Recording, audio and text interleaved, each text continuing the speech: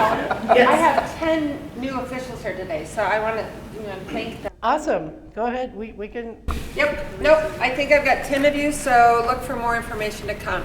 All right. So. Cool. That's great. Numbers are awesome. We need numbers of officials. So if you enjoy doing this, join in and we'll get this set up so you guys can have the other people kind of look at it as well. Okay. All right. We will get going. Go ahead. Bill, go ahead and do the next one. I have the clicker. I know. We're making Bill the clicker. So, board and equipment, we don't usually see a whole lot of issues with this. However, we do have a few pools that we're not doing diving at our facilities, so how do we deal with that situation? Or we've had a board that has become defunct, we're not able to use it, like in kind of an emergency situation or something that came up last minute. So that's kind of why we're bringing up some of this kind of stuff. So what happens when diving equipment is such that event cannot be conducted?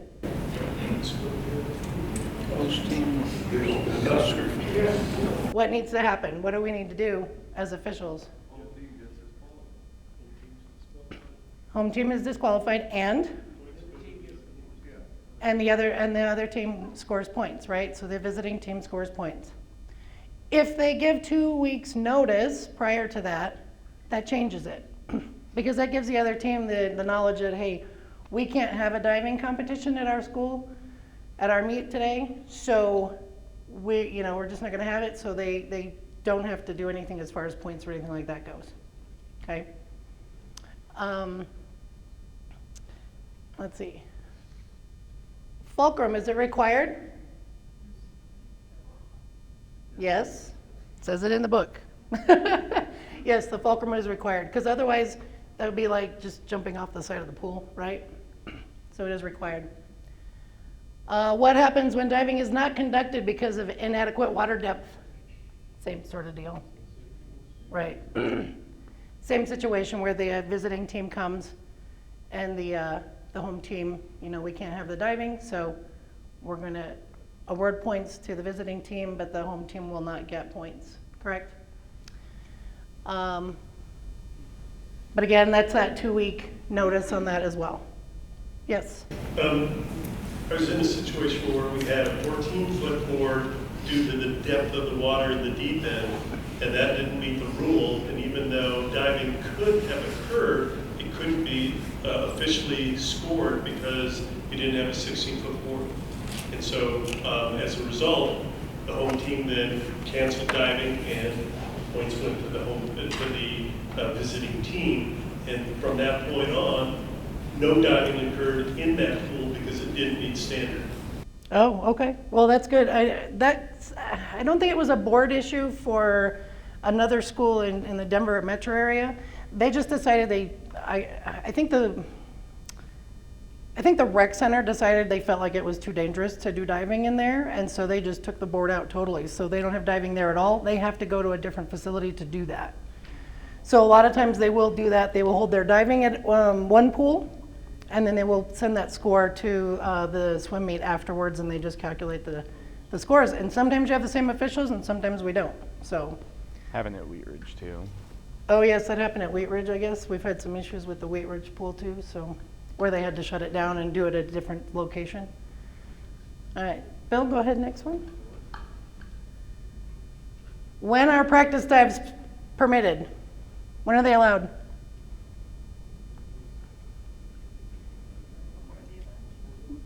Usually there's a couple before the event, but usually kind of practice diving. If there's a diving well, they can be practicing up until diving, right? If there's not a diving well, usually they do diving before the swimming starts, and then they have to stop, they reset the pool, we run swimming, then they can do their practice dives before we start diving competition, right? So that's kind of when that can happen. After, can they continue to dive after the meet is done? They cannot. Usually if we're in a pool where they don't have a diving well, then we don't have that problem because they're swimming in there, so there's no problem with that. But when we have a separate diving well, diving is not permitted for those divers who just dove in a competition, it is not open to them any longer. But they can be holding a practice for another school, but they can't be practicing after. Make sense? Okay. Immediately prior to the start of competition, how many approaches with or without entries are allowed? Yes. So, if in that diving well, their club team is now practicing, can they leave their meet and go practice with their club team? They can? Okay, Bill is giving me a yes, because but, I mean, we're not gonna be policing that too much anyway, but we do know that a lot of times, like if you're at VMAC, right, they've got that diving well, they have 4 or 5 teams that are practicing there, and even some of the Boulder teams are coming over to practice there now. We don't know at that point whether they're on another team or not, but you know, sometimes if we see the kid that we were just watching compete, they really aren't supposed to be there. So we can approach them and they may come back and say, well, this is another team that I'm on, such as a club, and so then we'll just kind of. Yep, absolutely. Yep. So how many dives are they allowed before we start the competition? They can do 2 or more, but we kind of go, you know, you get 2 or more approaches or entries, right? And then we'll start competition. Kind of gives them a chance to do some of those dives maybe they didn't get a chance to do before, or they wanted a little more work on. Question. Yes. These divers are diving prior to the meet, and they're in a separate diving well, and they practice for an hour. Okay, now you go to start the diving. You don't have to give them another 2 approaches and our entries, do you? Yeah, we do. We have to offer them. They don't have to take them. I've had it where they will be doing that. They will be practicing up until the time of diving. And I'll be like, hey, you get 2 approaches or entries. They don't get up on the board. And I'm like, okay, you guys are ready to go. And they'll tell me yes, and we'll just start going. I've talked to the coaches and the divers and said, okay, since you're diving this far ahead, your 2 entry approaches and entries are part of what you're doing now. So that's, and they agree with it. No, you can't say that to them. No? Okay. No, I think it's a matter of you have to give them that option. Because if some kid did want to like, oh, I really want to do that one more dive, that would be a good idea to just give them that opportunity. Okay. Yeah. Thank you for the question. Yeah, absolutely. How is the diving order determined in a dual meet? Yep, visitors pick even or odd. And so then if we have enough to be able to do that, so like if there are 6 entries, right, the home team is doing odds, then the home team divers will have the odd positions in that sequence, right? Okay. In a multi-team meet, how is the diving order determined? So if there's more than 1 team there, more than 2 teams there. Either by lot or by seed. Yeah, so by lot or seed, yes. Are teams allowed to score points for diving that happens at a different meet? We've had this come up. Does different meet mean location? Different location. Yeah, so we've got a dive meet going on at, so let's say we have a diving meet going on here, or not a dive meet, I apologize, a dual meet going on here, and they're doing diving. And they have a Fort Collins school that comes over to do just diving because their diving board is down or whatever. There's no prior permission to do that. We're sending them over to do that. Is that okay? Can we take those scores from the Fort Collins school, send them to that swim meet? Is everybody else allowed the same option? Pete? Why are we letting the Fort Collins divers into this dual meet? That's kind of the thing that's come up. We've had it kind of happen at meets down in the Denver metro area, and it really is not. It's not allowed. They want to have it as like a diving meet where they're getting their points for another school from their divers, but they have one coach. So that one coach can't be at both meets at the same time, so they're sending them to another event to dive and hope that those points are going to go to the other team, to the other scoring. Yes. Yeah, my point is just the fact that we're doing a dual meet, and all of a sudden we've got extra divers. I mean, you know, Yeah. can we allow them to dive, or can we say, hey, this is a dual meet, and you really don't have, you know. And that's what we should be doing. It's what we should do. That is not allowed. We cannot move those points from one thing to another. Now, if they're doing a diving meet, it's a diving meet. That's what they're doing. But if it's that we're just doing a dual meet and we've got teams that are coming in from other schools because their dive coach is only one coach for 5 schools, that's not allowed. We can't do that, where they can go to another school and have the points count there. That's not what we can do. We did that during COVID, to be honest. And that was mainly so we could get the kids in and diving, and we had to, maintain the social distancing and all of that. So that was a little bit different, but we got to go back to what we were doing traditionally before that. Robin? So, and then schools that don't have a dive well, is there, there's this where they have diving at another site, but it's just the two teams that are competing in that building, and they dive at different sites, how they swim, that's okay. Yes, that's okay. Yeah, because they do that. Louisville, they do that. They dive at VMAC, and then those scores change. So that's different. But they can't be doing like 4 different teams over there and then splitting them out. So in this dual meet scenario, divers from another team come. Do we let them dive, but we just tell them their points won't count, or we don't let them dive at all, even though they've shown up? I believe we've said that they cannot score. Bill, that might be something you might be able to answer a little bit better. As far as if we have divers from another school competing at a dual meet and they wanted to have the points score for a different meet, do we allow them to dive or do we tell them no? I would personally say no.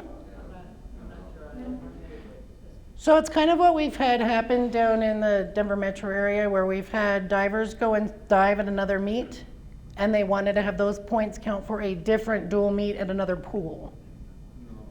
Okay, so we do not allow them to dive at that meet. Okay, so we won't allow them to dive. Including exhibition, they wouldn't be able to. Nope. Nope. Okay, so we just need to get our coaches on board with, they don't come if they are not part of that meet.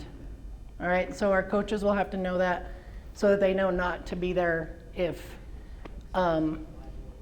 their school is not swimming at that particular venue at that point. Make sense? Okay. Yes. However, those divers, let's see, so one coach, so there would be divers at a dual meet that don't have their dive coach. What we've had up here at Northern is that then a swimming coach will be their dive coach. So they have a coach while they're doing that event. Granted, they don't get a lot of instruction, and we've been forewarned if the coach is actually a swimming coach, but that's going to be important too, that if the dive coach can't accompany their divers, one of the other coaches on the team has to fill in. Yes. And I've had it where we've had coaches that they would ask one of the other diving coaches, will you, kind of oversee my kids while they're here at your meet because I cannot be there. So we've had them do that. Okay, good. Yep. As long as those kids have Somebody on, yep. Yep, absolutely. All right, Bill, we're gonna go next slide. I'll let you take this one. Where are we? Number of team entries in diving in a dual meet. Hello, everybody. We are talking about the diving contestants now. So the number of team entries in diving in a dual meet is determined by what? Yes, so if you have a 6-lane pool, you get 3 entries. If you've got an 8-lane pool, you have 4 entries per varsity and JV, right? Coaches have mutually agreed upon running the modified JV events in a dual meet. You have 3 JV divers. 1 would like to dive 3 dives and 2 would like to dive the complete round of 6 dives. Is this okay? No, it's not. They have to agree. Either everybody does 3. If somebody disagrees, then you must do 6. What is the purpose of having the dive card signed by the coach and diver? And that they are acknowledging, yes, so they know how to do them, and they are saying, yes, I am capable of doing these dives.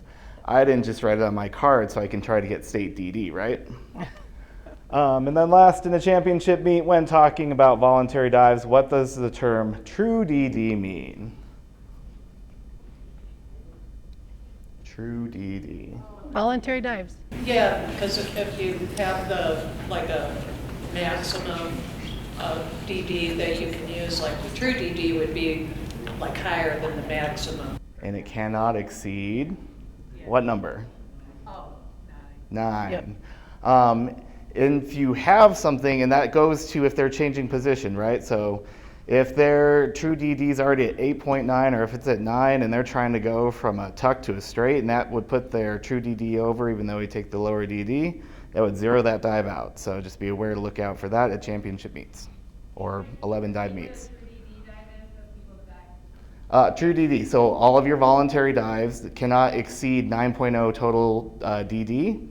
And then so situations where that might happen at championship meets or 11 dive events, if they were to change the DD, like they're doing a 101C, they want to go to 101A, if that were to exceed that 9.0, even though we take the lower DD in the middle of the meet, it would zero that dive out. So they cannot do that workaround to get around the true DD. Yep. Courtney? I have a question in terms of the number of team entries. So let's just say you have 2 teams, it's a 6-lane pool. One team only has 1 diver, and the other team has, 6 divers.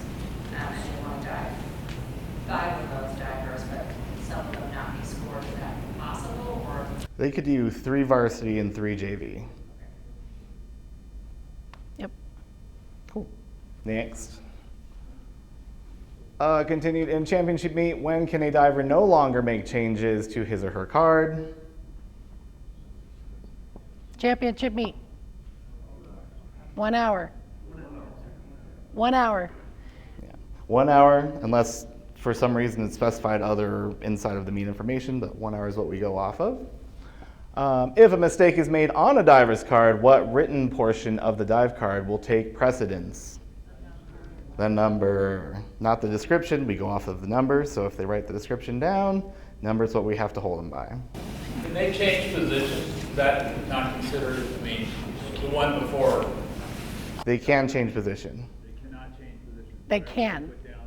They can. We just take the lower DD of the I two. get that, but the rule said can no longer make changes, that's a change. A change in position is not changing the dive. Yeah. Yeah. Nope, you're good. Yeah.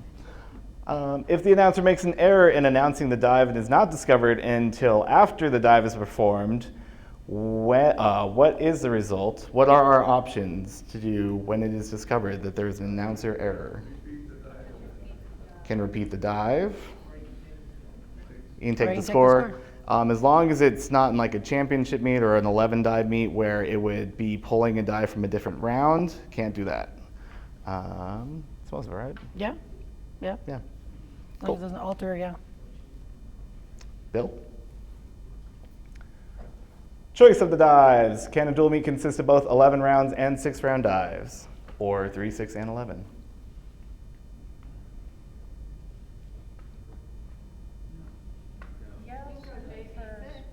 Yes. And especially as we have some dive meets that are just diving. They can have 3, they can have 6, they can have 11. It's all fine. Dual meets, they have to agree for like JV, but if it's just a dive meet, you might see all 3. What dive must be performed first in a 6-round competition? Dive of the week. Dive of the week. What happens if they don't do it first and it's not caught when you're checking cards or you don't have time to check cards? What happens to that dive? 0. And then what is the maximum total DD allowed for the 5 voluntary dives in a championship meet? Oh, we already went over this. We did, yeah. Cool. Next. Yeah. 9. That was 9. Oh, yeah. So can a diver have 2 optional dives from the same category listed in the prelims and semis in an 11-round competition? Yes. Yeah. Okay. That goes into what our cards look like when we're having our optionals and our voluntaries, right, on those 11 rounds. New officials, those of you that are kind of like, what? Don't worry, you can have deer in the headlights right now. It's cool. You'll get it. It'll happen. It'll be all right. After the preliminary rounds are completed, how many divers will move on to the semifinal round? So after we do that preliminary round, how many go on? One more than the score. For semis? Do the semi. Okay, so yeah, it's 4 more than we would have going to finals, right? Because then we have the finals. It's just like, so let's say usually it's like 20, if we have that many. We have 20 going into the finals because those are the ones that are going to score. So we have 4 more than that into there. Okay. After semifinal rounds, how many completed? How many divers will move on to the final round? However many we're doing, yeah. However many we're doing is scoring. All right. So this goes into the fun part.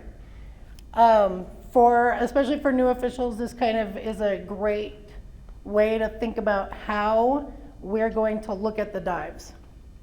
So we have our 3-digit dives.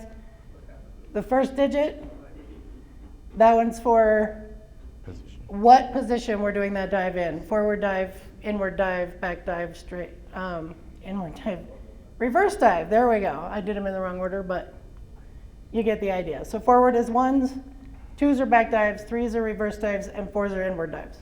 Okay? Bill, go ahead. All right, that second digit is normally a 0, okay? Flying dives, that changes, okay? How many of you have actually ever seen a flying dive? Doesn't happen very often. We had one last year. One kid's like, I want a higher DD, what do I do? And the coach goes, change that one to a flying dive, and there you go. Now, if he'd only gotten here, it would have been great, but he did not. The third digit, that's going to tell us which position they should be doing it, okay? So for every half rotation is another number, all right? So a 401 is just that half somersault going into the water, right? Any questions on any of that? Okay, Bill, go ahead. So what is a 403? Inward 1.5. How about a 305? Reverse 2.5. 106? Massive height off that board. That's what that means. Okay, so yeah, 3 somersaults. And then a 202. Back somersault. All right. Flying dives. 3 digits with the 1 in the second position. We got to watch where they get in that position in order for that to count as a flying dive. Okay. I've actually seen some kids that if they modified their reverse dive to be a flying, that they could do it. Or not reverse, probably an inward anyway. Probably both. Probably that'd be. But I've seen them come up and they sit here and then they perform the dive and it looks great. Not a lot of kids can get that level to the board, but we don't see this very often.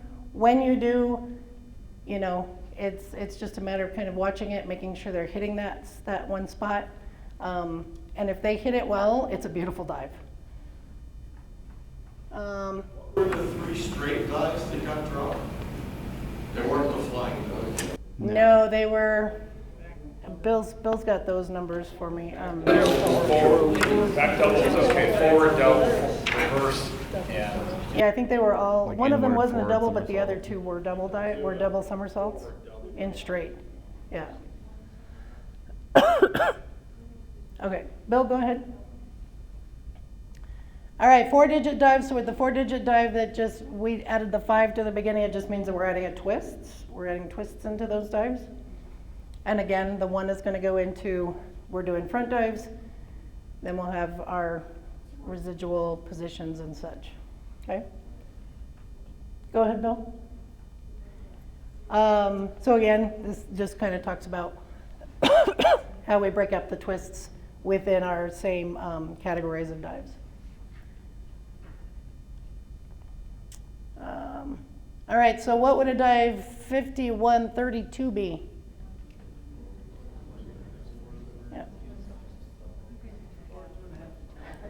So, hey, Monica, I think did this, so I totally stole this from her. So 5 is our twist, the 2 is our, or the 1 is our forward dive, the 3 is that we have the somersaults, and then the 2 is our twists. So how many twists we're doing? Okay, all right. All right, so forward dive, 1 somersault is a 5132. And we're gonna make sure we're getting that twists in there. How about a 5421?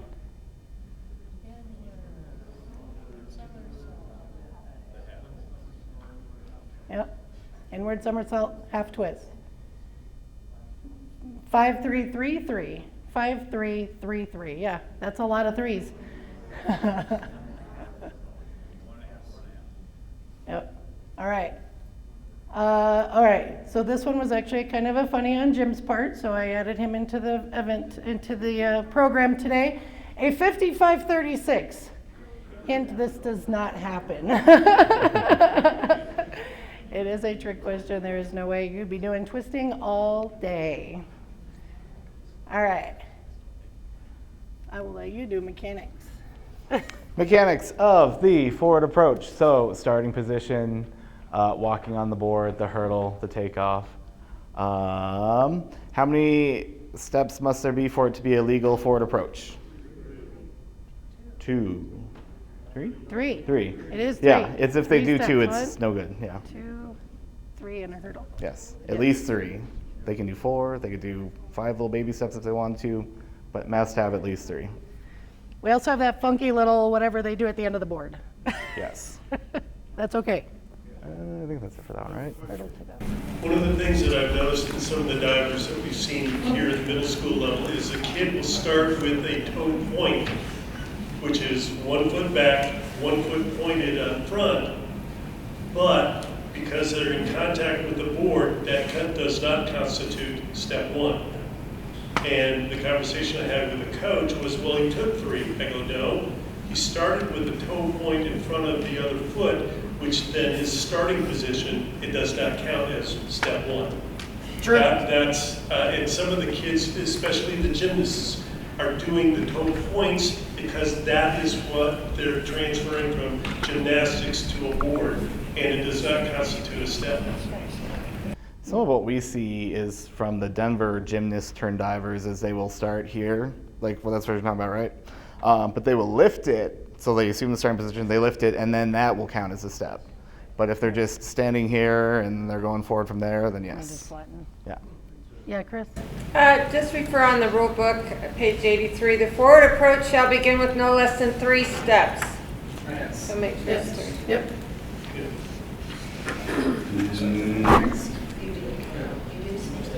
Bill, you're slacking.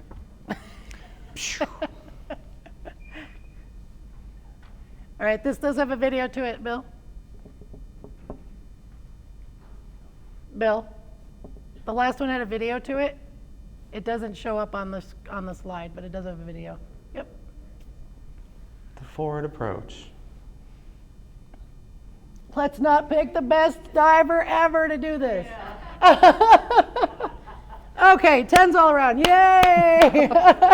So again, start with starting position, taking his steps. There's 1, there's 2, there's 3, there's 4, and here comes our hurdle. Landing with, oh, maybe, Both nope, feet. he's just flying. There There it he goes. Landing there, appropriately inside of the black box, not too far forward, not too far back, and the takeoff.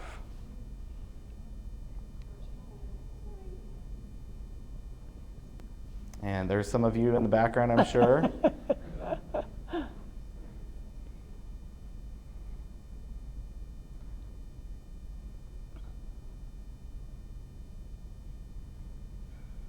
Oh yeah, our takeoff.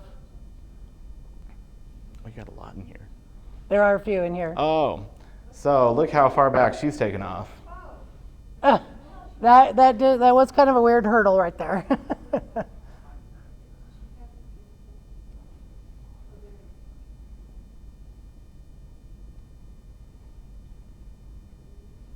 And there's She does 3. get her 3 steps.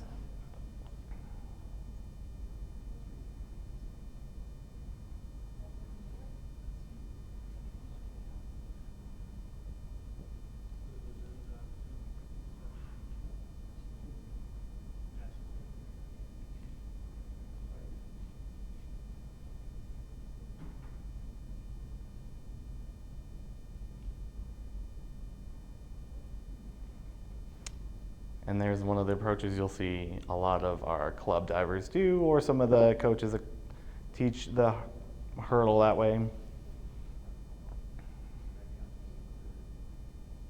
She's kind of getting close to the end of the board there, so. That was interesting. She actually did a little bit of a jump back. I don't know if y'all saw that. Yeah, she kind of landed on her toes forward, but then hopped back.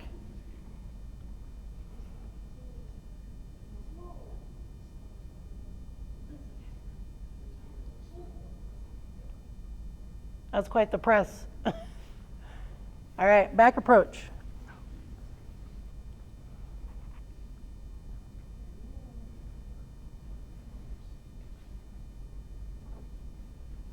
So back approach starting with the board steadied.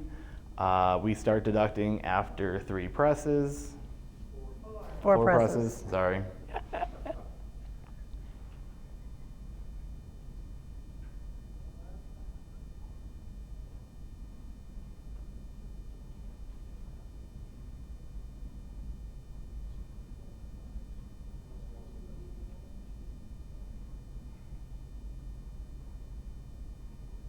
Oh, he's going to repeat. Oh my God, I don't know what happened to that video, but yeah. So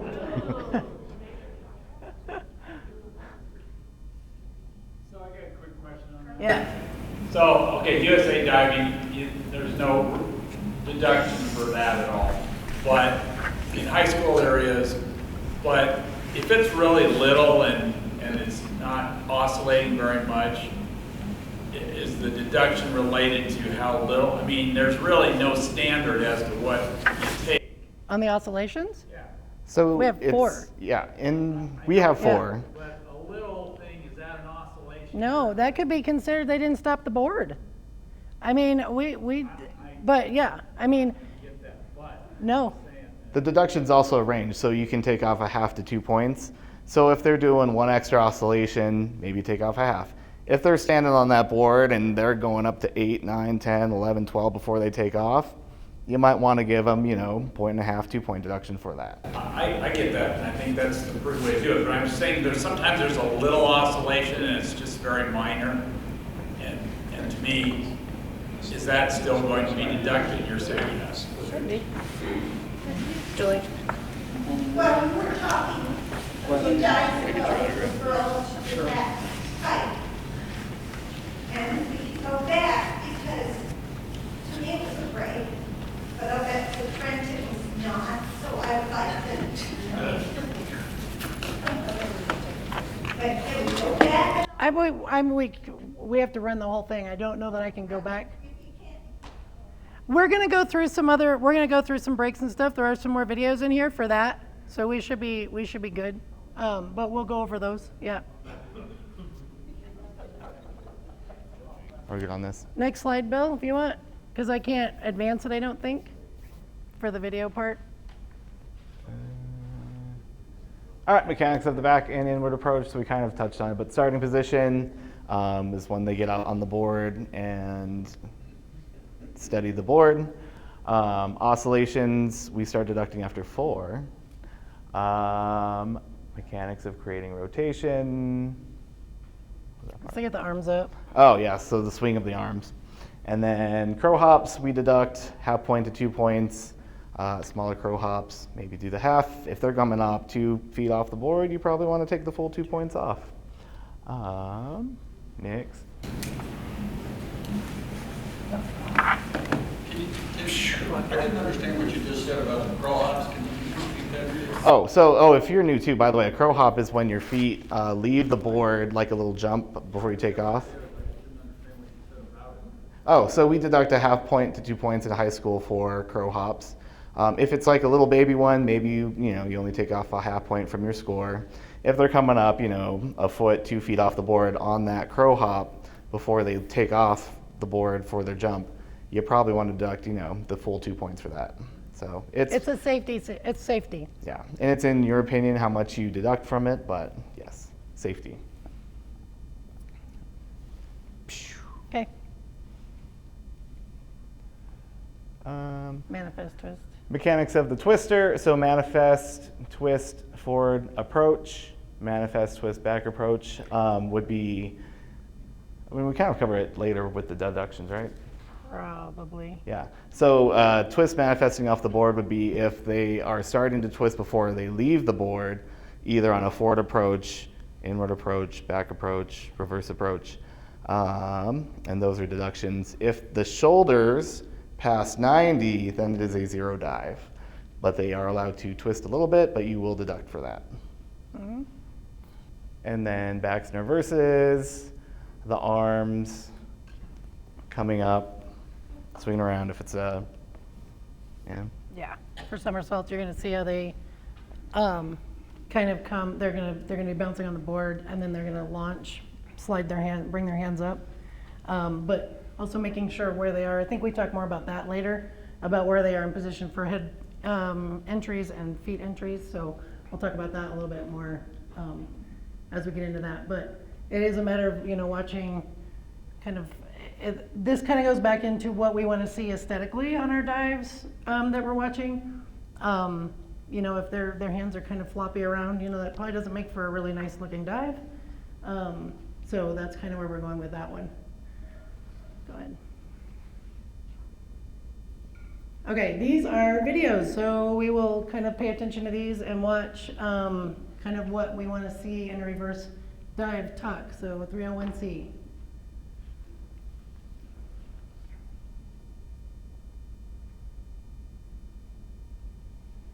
Okay, what do you guys think of that dive? What would you give it?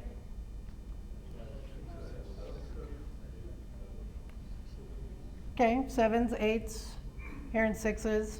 That's fair. That's a pretty good dive.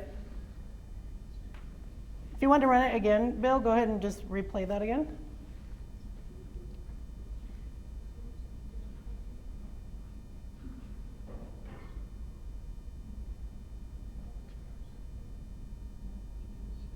So yeah, that's a really nice dive. Yes. Quick question, a lot of these dives are way out from the board. How much of a deduction should you give that? That again kind of is kind of a personal kind of idea, but if they're getting out past especially our third official who is on deck, if we're able to have 3, if they're getting out past them, you should be making 2-point deductions, at least. Keeping in mind what the rest of the dive looked like. If the rest of it looked really good, then, we're still gonna have to take a deduction because it is getting out there pretty far, like, especially if they're heading for the competition pool at VMAC, that's kind of really not ideal. Yep, so yeah. He actually had a pretty good dive in, pretty close to the board. He wasn't too far out. He was, within kind of a 2-foot range probably. So it actually looked pretty good. and he got a good tuck in there. So I think that was actually a really decent dive. Bill, go ahead, we'll do the next one. So 203B, back dive, 1.5 pike. Watch knees, guys, watch knees. Julie.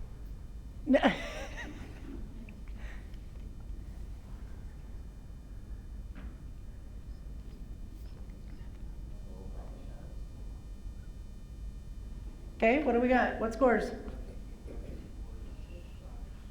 You want to see it again? We can do it again.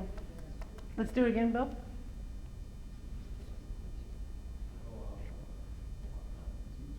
Okay, yeah, there was a crow hop.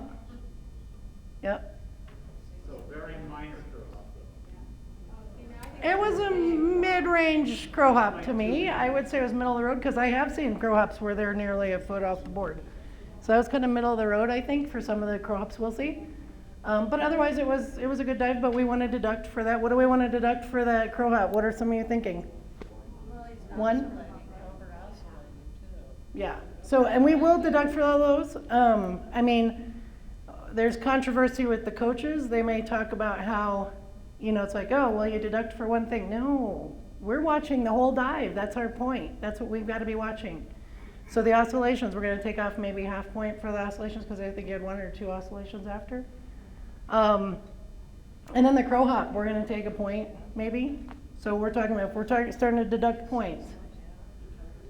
So what? 6.5. I think a 6.5 would be, it could be even on the high end, but yeah. Anybody else? Kelly? Yeah. For the sake of our new folks, because I really don't want to scare them away, could you talk about what you meant when you said watch the knees? Oh yes, absolutely. Yes. If you could explain to me. Yeah, I think we'll see. Trust me, there's one in here that's awesome for this. Why Yeah. on the pike is the knee, do you have to watch? Okay, so on knees, when we're talking about on a pike dive especially, okay, or straight, because it can happen there, you'll see it a little bit later, we're watching for a bend in the knees, okay? That could be a small bend in the knees. It could be a really significant bend in the knees. That alters the position of the dive, depending on how the degree of that bend happens, okay? So the closer they are to a tuck position, because their knees are really, really bent, that altered the position of a full, we will call it a full break, so that alters the position. If it's only a slight bend in the knees, that's a partial break, and we will deduct a little less for that, and that's on y'all, not on the referee to decide that. But the referee decides if it's a full break. Make sense? And you'll see it, trust me. There's a straight dive in here that I saw and I went, why? So yeah, go ahead, Bill, go ahead. Okay, so reverse dive tuck, so this will be pretty easy to kind of watch. Maybe a little shaky, but other than that, it's all good.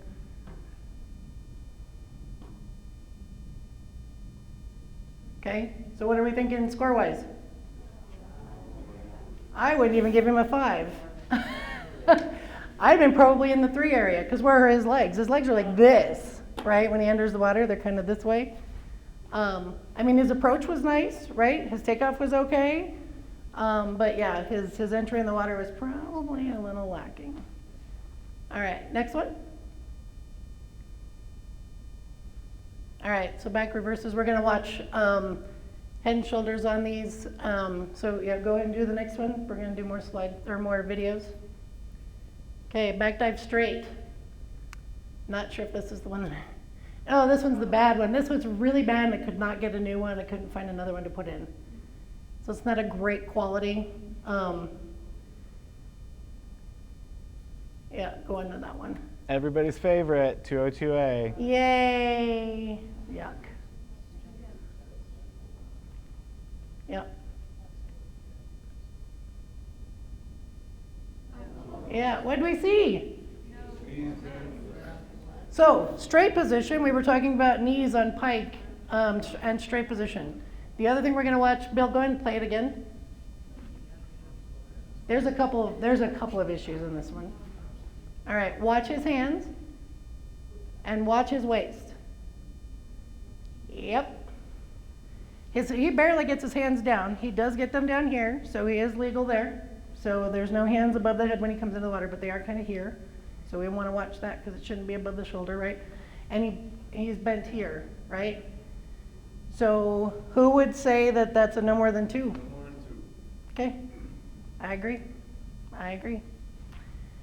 All right, go ahead, go to the next one.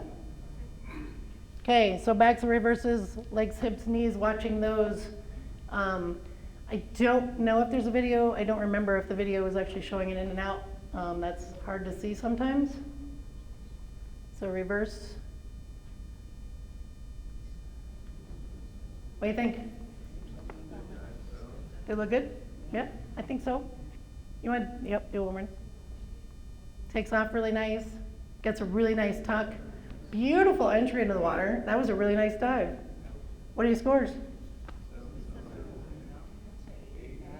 I could say 8, 8.5. Yeah, that was a really nice dive. All right, Bill, go on to the next one.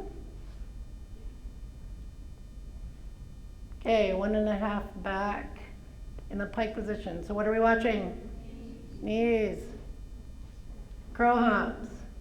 At VMAC, look at that.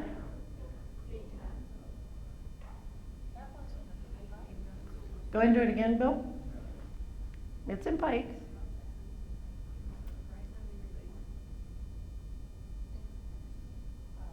Yep. What do you think? 6.5? Huh? I think he broke coming off the back, off the board, when his knees come up, I see a break. Okay. From 4.5. Want to write one more time? We'll do it one more time. It's hard to see, but if you Watch it.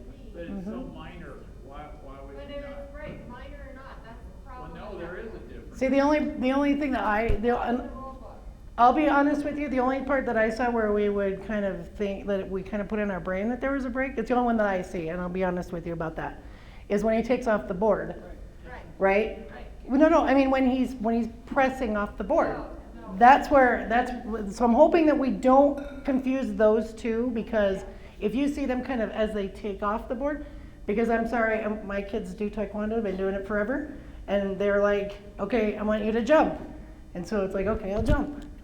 And they're like, okay, you're doing it like this, and you're not getting anywhere, because you don't get as much height. But you get more height when you get the bend, right? You're gonna get that using your butt, get up off the water, get up off the board, okay?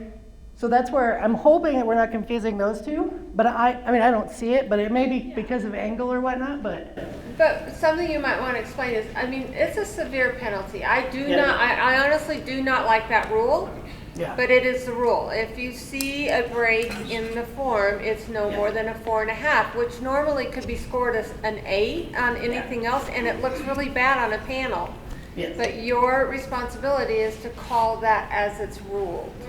But that's taking the max on something that's a minor issue. But if there is a break, here's the point. If the kids want that higher DD to try to qualify for state, there needs to not be that break if they want the full score. If they're breaking, regardless of whether it's a little tiny break at the end, a little tiny break coming off the board, a break is a break. So if they break at the hips on a straight dive, or at the knees too, or if those knees break on a pike dive, they wanted that higher DD, so they need to have those knees straight or their whole body straight in order to earn the full score for that dive. But there is a difference between a break and a form or positional error. Right. Yes. And a form or positional error is not a break, it's a slight deviation in position, but it's not a break in position. And that's why I'm saying taking the max to go to the lower level. But there are two portions to that, right?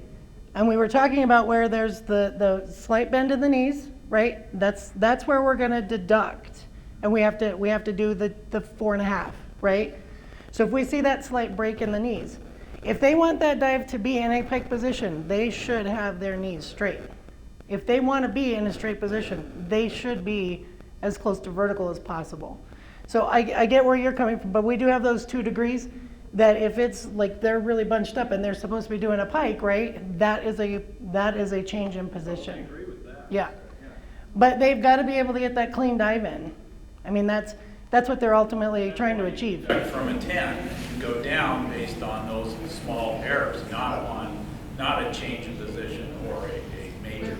I don't see it. Well, so there is the difference though between a major break, so so something where they alter the position, right?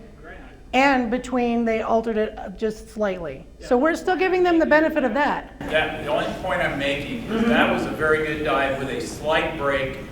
It should not be a 4.5 dive. It should be. But Well, that's you what just it is said in the it. rule book. Yeah. It's not a break. It's a slight positional thing. But But you you're just said still slight saying break. it's still you're still saying it's a positional change. So we still have to. You did, but it's okay. I didn't see the break in it, but some people will see the breaks and some won't, which is why we have a panel that we do, right? We'll have 3 to 7 people on a panel. So that's why we have more than one person on there, right? All right. Bill, go ahead and do the next one. All right, verse 2.5.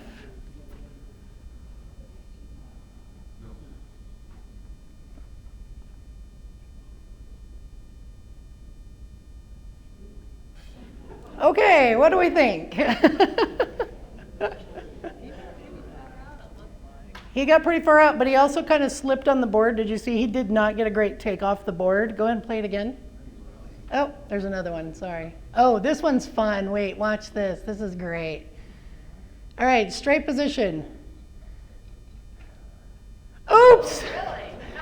I think that would be a change in position. That is a no more than 2, right? So yeah, that is probably one of my favorite videos right now. I would sit and watch that all day. I saw that and I went, wait, what just happened? And everything else looks really good, and then all of a sudden she just crumbles. Nice takeoff. And the one thing that she did take off the side of the board a little bit. Did you see that? Because of the angle that we're seeing. We won't necessarily notice that when we're sitting on the side, but when you're watching it on this, you can see her kind of take off right at that corner, which is probably what caused her to buckle her knees. But yeah, I would watch that all day. That was great. Okay, go ahead with the next one, Bill. 303B, reverse 1.5 pike. Again, we're watching knees, right? Where's the diver? Oh, there they are. Now that one I do think I saw a break on that one. Yes, I do think as she came off the board, you can kind of see her knees kind of buckle a little bit, just slightly. Go ahead and do that again, Bill.